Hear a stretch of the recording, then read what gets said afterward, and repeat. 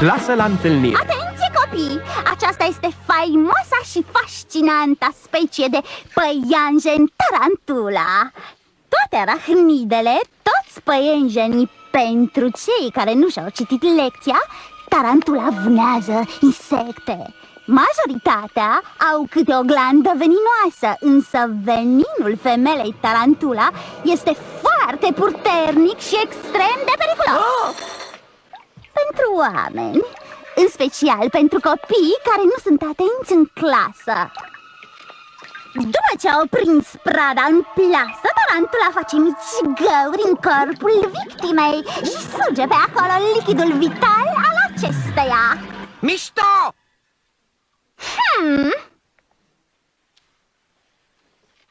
Mușcătura de tarantulă provoacă dureri abdominale, paralizia diafragmei, transpirație intensă și lipirea platelor.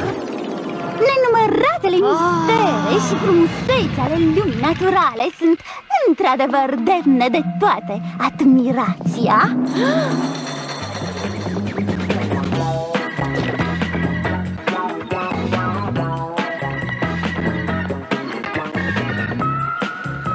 Fata asta nouă, Betsy McCloud, e cam ciudată.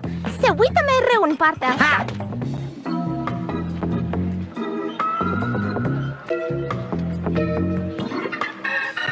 Zi să termine, Mari!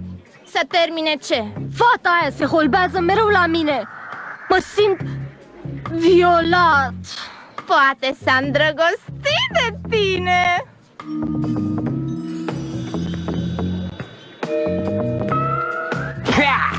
Mi-a făcut cu mâna. Cu mâna. Lucian, trezirea. Hai că au plecat. Mă simt mult mai bine, Mari. Wow! Tu ești Lucian Cramp, nu?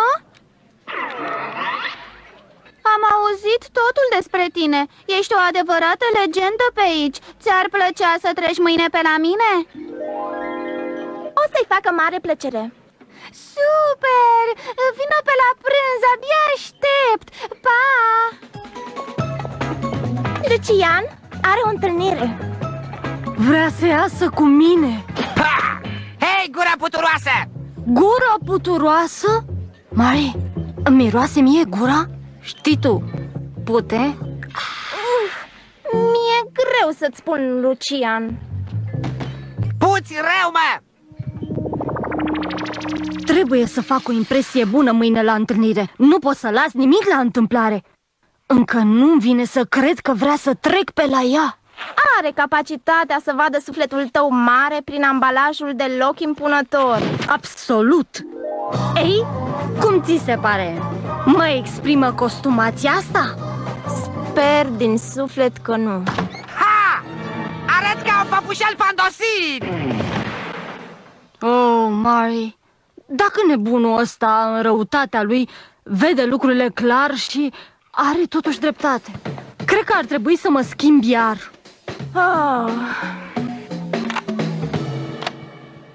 Ușa lui Betsy, dubla 14. Bine te-am găsit, prea frumoasă, Betsy. Florile sunt pentru tine. Poți să intru? Să zicem. Ei, cum a fost? Perfect, Lucian, perfect. Bine te-am găsit, prea frumoasă, Betsy. Florile sunt pentru tine. Poți să intru? Nu, încă nu sună destul de natural. Hai, Mari, încă o dată. Bună, Betsy! Sunt Lucian și îmi pute gura Îngrozitor! Apă de gură?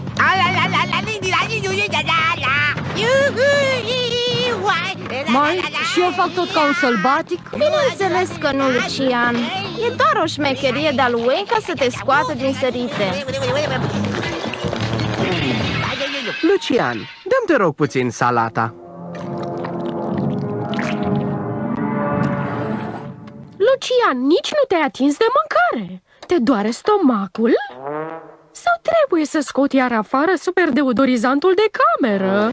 Mă simt foarte bine, dar nu vreau să-mi rămână mâncare printre dinți sau să se întâmple altceva care să-mi facă gura să miroasă urât.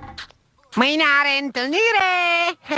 Întâlnire? Nu e o întâlnire, e doar o fată nouă din clasă și atât. Și spune că eu sunt o legendă vie.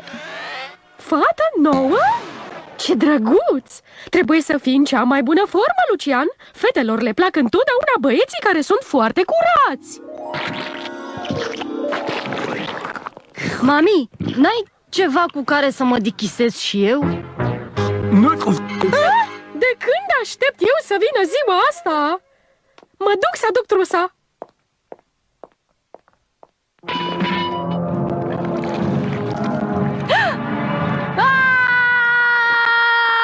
Nici o grijă, dragule, am tot ce-ți trebuie.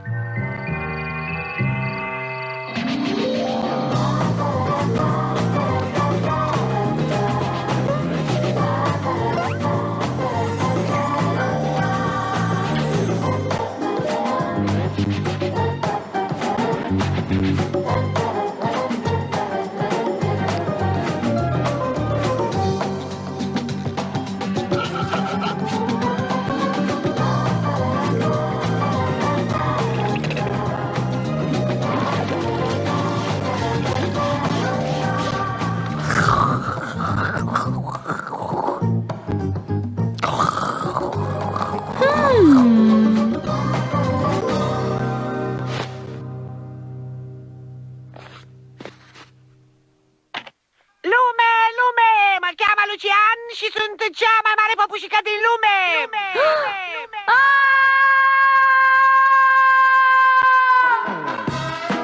Totul e în regulă cu mine. Totul e în regulă cu mine. Totul e în regulă cu mine. Totul e în regulă cu mine.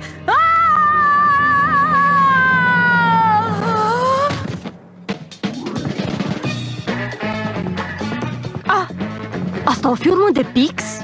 Sau e un coș?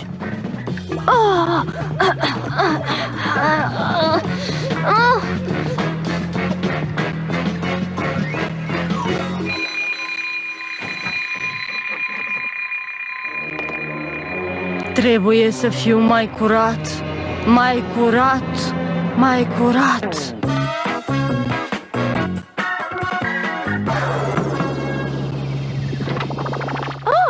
Lucian, arăți interesant. Trebuie să fiu curat pentru întâlnire. Păi, arăți destul de curat. Da, nu-i minunat? Suntem toți așa de încântați. Te rog, nu-mi șifona hainele. E o dulceață. Trebuie să plec. Pa, mami. Pa, dragul mami, e o zi bună. Noroc, mamă. O să aibă nevoie.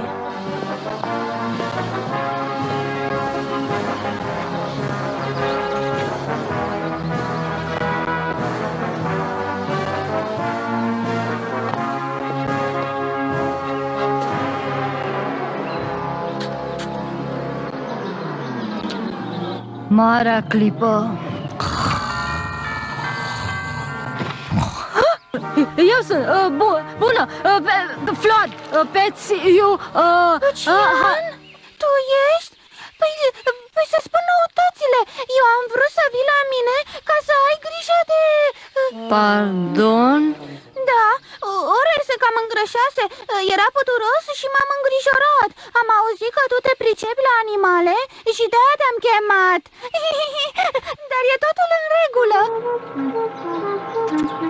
Orwell? Oh, ce plăcere, frățioare! Ce drăguț din partea ta să treci pe aici! Wayne? Fratele tău a venit și a făcut un aparat de exerciții pentru Orwell. E un geniu! Nu e minunat? Iar Orwell e încântat! Wayne? Lucian, nu arăți prea bine. Ar trebui să te duci acasă să dormi puțin. Da, cred că ți-ar prinde foarte bine. Așa că Dispar, gura puturoasă!